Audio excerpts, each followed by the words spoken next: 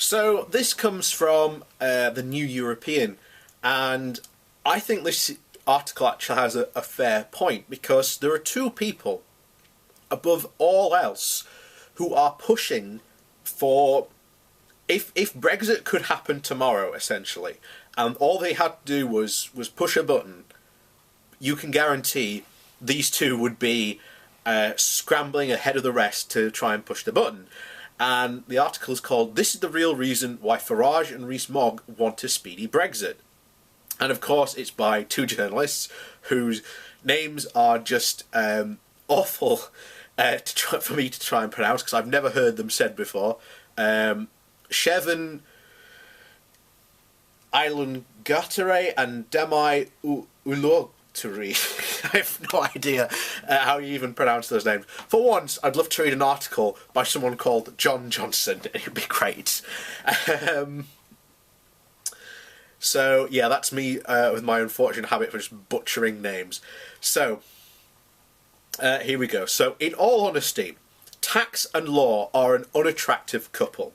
Even specialists in the field will admit as much. That said, few doubt the necessarily of tax, and it pays for new hospitals and schools, it builds new houses, it keeps us safe on the streets, it helps us care for children and the elderly. Thus, the value of taxpayers' money cannot be understated. However, it is discouraging it is to see chunks of your earnings go to tax collectors. The same applies to businesses, big or small, who pay corporation tax.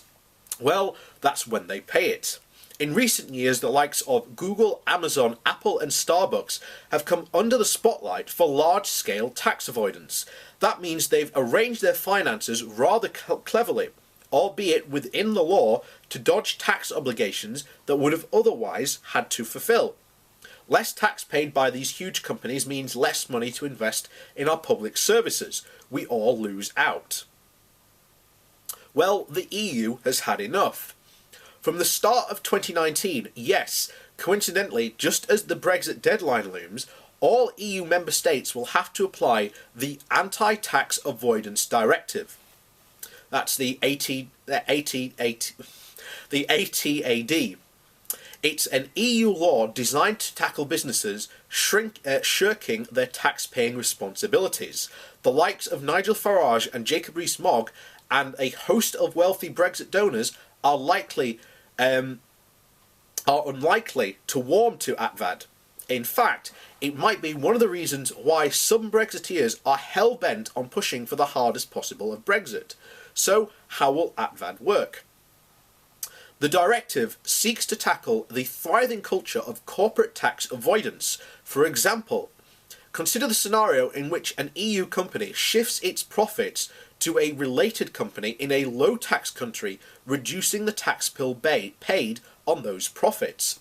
Under ATVAD, a company could still do this, but the profits will be taxable at EU rates. Another situation is where EU businesses developing a new product move it to a low-tax country to avoid paying larger taxes on profits once it's developed. Thanks to ATVAD, this tactic won't work, as member states can levy tax on the product before it's moved. Even when ATVAD, you might argue companies through their nifty lawyers find some new loopholes to avoid tax, right? The EU has thought of that. ATVAD provides a general anti-abuse rule to counteract the regimes where national laws have failed to address them. There are also many other measures in ATVAD which you will no doubt be inspired to research. But before you do that, you will need to hear people air their grievances that this directive is yet another example of how the EU hates businesses, or that it is another issue of Brussels encroaching on our sovereignty. Dealing with the first allegation, anti-tax avoidance laws are not developed to harm businesses. Their objective is to ensure that the companies play ball in a competitive market, which means paying their fair share of tax.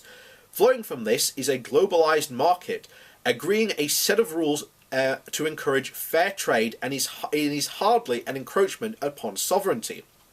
This is acceptance that the world today sometimes requires countries to come together to agree on things for mutual benefit. Britain becoming a low-tax haven economy on the shores of Europe is a Brexiteer fantasy, and the ADVAD compliance poses a direct threat to that. But a low-tax haven for the rich will thrash the public sector services upon which the vast majority of us rely upon, and deepens the inequalities in modern-day Britain. Most of us agree that tax is far from ideal, but it's a very vital needs to a very vital end.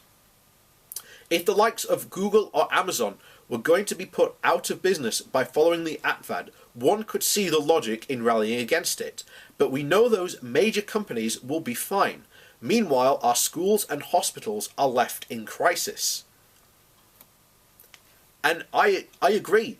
This is the type of law I would like to see. But here's the thing. You need cooperation on a multilateral level, such as the cooperation we get in the EU and being a member of the EU. There is this, one of the things you often see Brexiteers, in fact, I'll cite this now. I was on Nigel Farage's radio. I think I've said this before. I was on Nigel Farage's radio show.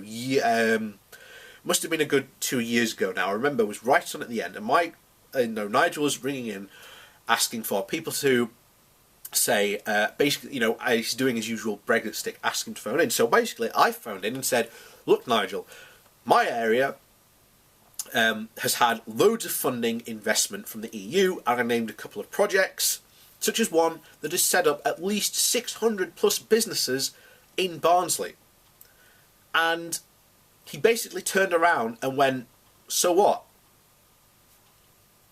And I was just a bit shell-shocked at that, because here you have a organisation in cooperation with our local council that has managed to set up 600 plus businesses.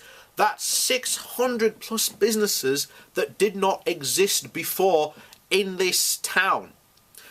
And to put a perfect example on this, one of these businesses is a company called Wool Couture. At least I think that's how you say it.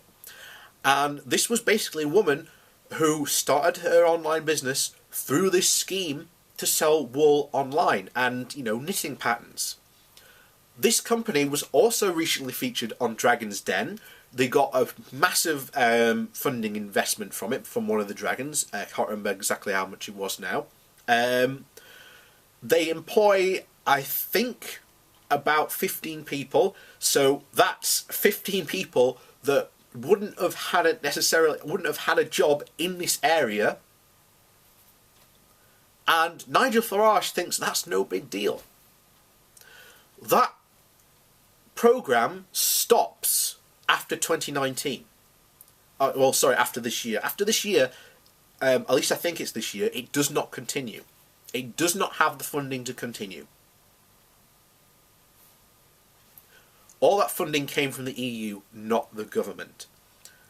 So I basically asked Nigel what his solution was, and Nigel couldn't come up with a solution. And I've said this before. You need, and now you have potentially an outside European country, that has basically dodged this really good incentive. There's no way I can disagree what was said in this article. Getting companies to pay their fair share of tax is good. And here's the thing. The vast majority of companies do play ball. The problem is as is said here, you get companies that use legal loopholes to avoid paying their fair share. And the fact that, again, this goes into it,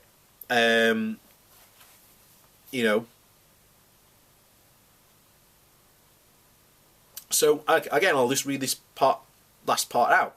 So, even with ATVAD, you might argue that companies, through their nifty lawyers, will find new loopholes to avoid tax. The EU has thought of that. ATVAD provides a general anti-abuse abuse rule that counteracts these regimes where national laws have failed to address them. So using that directive, we could get Google, Amazon, all these big companies that have been dodging tax and not paying their fair share, which again helps fund our schools, hospitals, public services, helps fund our local councils as well. Bear in mind, you've just had a council declare bankruptcy, a Conservative controlled council, by the way, and you now have, and as I said again even before that, there were at least another 10 other councils that had been saying we might have to declare bankruptcy because we no longer have access to EU funds, where we can now use those funds to be able to develop things and run projects and things that help our local community. We can't run those anymore.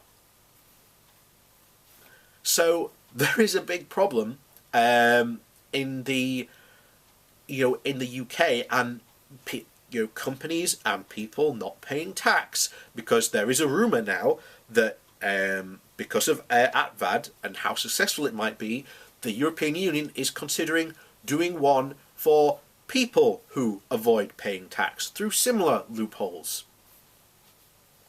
So again, that's laws and things I would like to see done in this country, but you're going to have the likes of, again, Jacob Rees-Mogg come around and say, oh no, that's completely wrong and whatnot.